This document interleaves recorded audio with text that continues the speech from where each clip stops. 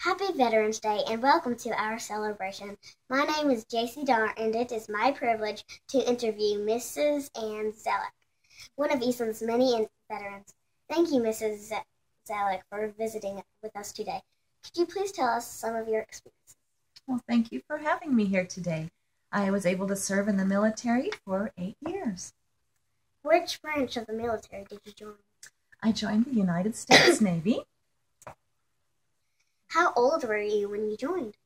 I was just 20 years old. I had just finished college and went right into the Navy in 1985 until 1993. What was your training program? It was a lot of fun. We started off with Aviation Officer Candidate School, which lasted for 4 months, and there was a lot of survival training, water training. We swam for 1 mile wearing a flight suit and boots. Obstacle courses. It was just really a lot of fun.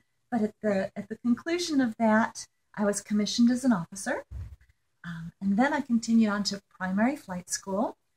That was in a propeller airplane, and at the completion of that 6-month training program, we selected either helicopters, propellers, or jets, and depending on the needs of the Navy and your grades, is what program you went into.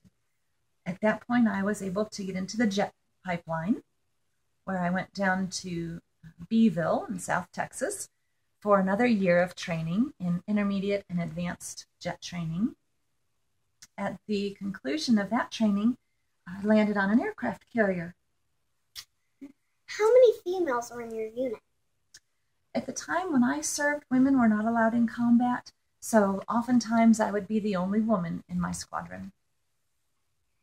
What impact have your experiences had on your civilian life? Mm-hmm. As a civilian, I am very grateful to the men and women who have served to protect our freedoms. America is a very blessed country to be able to live in.